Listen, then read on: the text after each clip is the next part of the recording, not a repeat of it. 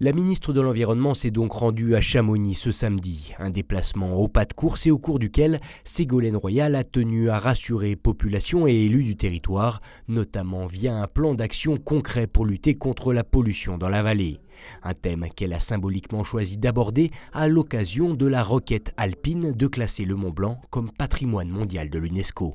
Les deux projets sont liés parce que si on réussit à réduire la pollution, et nous y parviendrons, et à faire de ce territoire un territoire expérimental et exemplaire dans ce domaine, si nous réussissons et nous réussirons à porter la candidature du Mont Blanc comme patrimoine mondial de l'UNESCO avec l'Italie, avec la Suisse, ce sera vraiment le couronnement de tous ces efforts parce que c'est une dynamique collective et une dynamique positive. Ségolène Royal a donc fixé 4 objectifs à très court terme.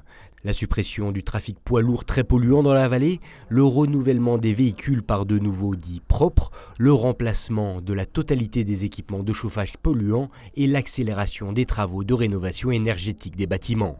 Le tout compris dans le programme Territoire respirable et doté de 15 millions d'euros de mesures incitatives financées par l'État. Un discours qui va dans le bon sens pour les associations qui ont donc eu le sentiment d'être entendues par la ministre.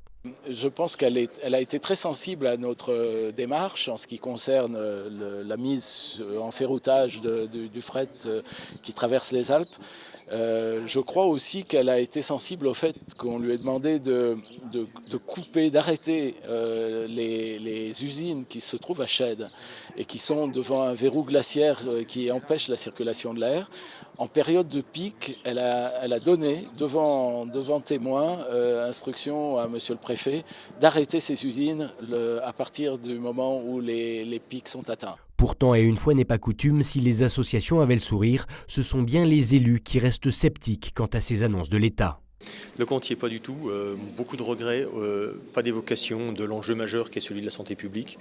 Vous l'avez entendu comme moi, les 15 millions d'euros qui sont officiellement annoncés, je les ai analysés. 5 millions au maximum sont des engagements nouveaux et à mon avis plutôt 4.